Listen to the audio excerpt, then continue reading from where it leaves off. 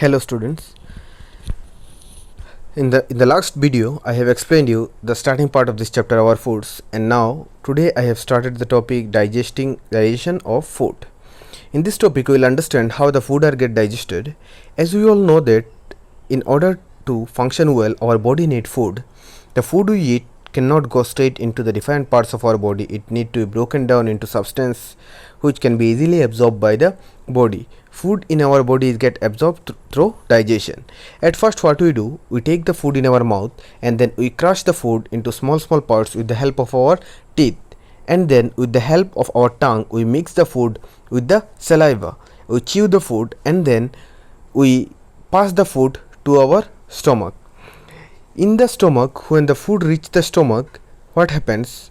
It goes to the stomach and then it mixes with the digestive juices.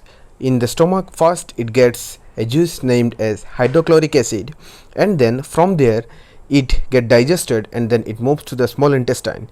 When it moves to the small intestine, it mixes with the pancreatic juice, then other different types of juices, digestive juices, which are released from the liver and pancreas, and then maximum absorption and maximum digestion are done in the small intestine, and then the undigested food are moved to the large intestine, and from the large intestine the absorption of water takes place, and then the food moves to the anus, and from the anus the food is excreted out.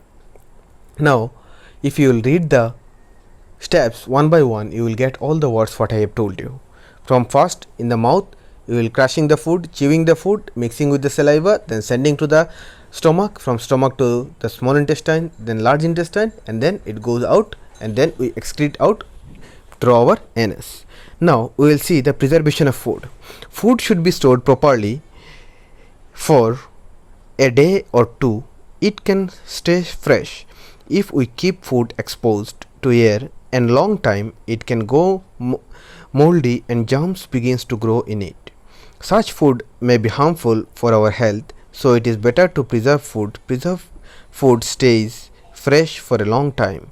Germs and molds are the living things which need warmth, water and oxygen to grow. To prevent them from growing, we freeze food, dry it or seal it. Drying, spraying, spray drying, freeze drying, freezing, vacuum packing, canning and adding preservatives or inert gases such as carbon dioxide, other method that can not only help to preserve food but also add flavor include pickling, salting, smoking, preserving in syrup or alcohol, sugar crystallization and curing. Let us discuss some of this method of preservating foods. Dehydration or drying. In this process, the moisture is removed from food like green leafy vegetables, methi, pudina, coriander, etc. are preserved in these ways. Next, freezing or non-warm. If food is stored at low temperature, then microorganisms can grow in it. Cold storage and freezers help in keeping the food fresh for a long time.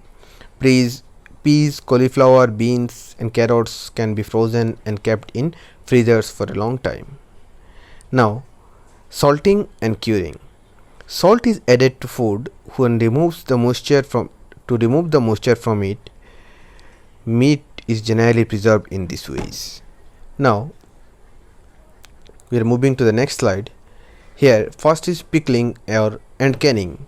In this process, pickling agents like vegetable oil, vinegar or salt is added to food, and then these food are sealed in cans and jars. Fruits, vegetables are picked and canned to preserve them for a long period.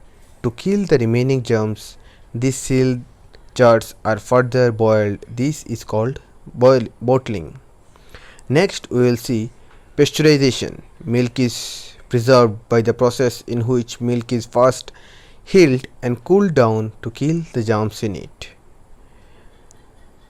We know that different types of nutrients and proteins are present in our body. Due to the lack of these nutrients and proteins, some disease may occur, and then we may suffer from some different types of diseases. Now Here are some diseases which are caused due to the lack of various nutrients in our body. Lack of protein and carbohydrate. Lack of these nutrients in our body can cause malnutrition and lead to some disease.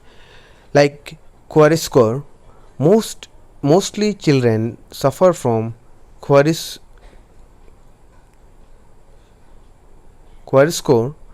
when they do not get protein rich diet. Their body stops growing and starts losing weight.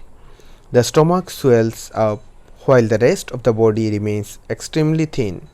Giving a protein rich diet to the child is the only cure of kwashiorkor. Next is marasmus.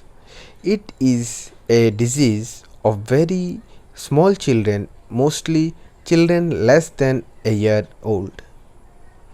The patient is unable to digest food properly, loses weight rapidly, and become very thin. Their skin begin to hang on the body, and ribs could be counted in the frame. Mental growth is also retarded. The major cause of marasmus is starvation. Lack of minerals.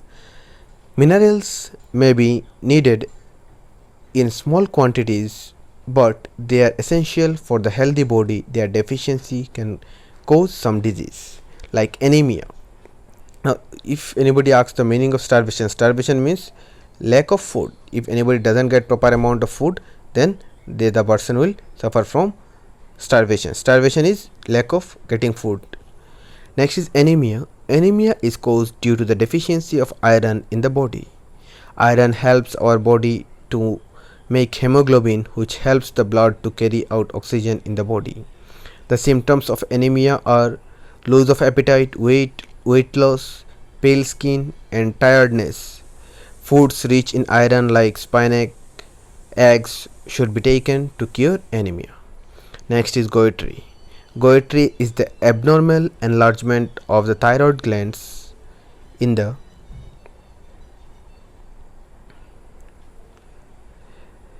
neck region. It is caused due to the deficiency of iodine.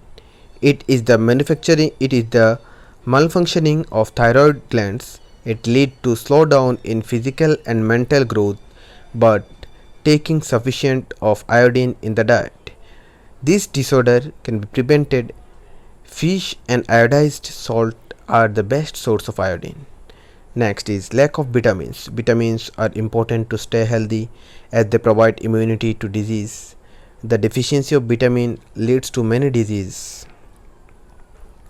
Night blindness. It is caused due to the deficiency of vitamin A. Its symptoms include inability to see in the dark. Foods rich in vitamin A like carrot, pumpkin, papaya should be consumed to overcome the deficiency of vitamin A. Next disease is beriberi. It is caused by deficiency of vitamin B. Its main symptoms are weak nerves, headache, and paralysis of limbs. Milk, peas, green leafy vegetables are the main source of vitamin B. Scurvy. Scurvy is the bleeding of gums. It leads to the falling teeth and swelling of the joints. It is the deficiency disorder of vitamin C. Citrus fruits like orange, amla are the helpful in curing it. Rickets. It is caused due to the deficiency of vitamin D. Its symptoms include twisted legs and retarded growth. Fish, eggs, butter, and other milk products should be taken as they are good source of vitamin D. So these are some diseases which they have said, and this disease may cause due to the deficiency of different types of vitamins and different types of nutrients in our body. So I hope all of you will try to understand the chapter. You will try to listen the audios and videos of this chapter and read the chapter. I hope you can understand, and the question and answers and the fill in the blanks, identify the boxes, this thing will be provided to you. So learn the chapter, and this is the last chapter of our syllabus of half yearly. So all of you learn the all the chapters very nicely. Thank you.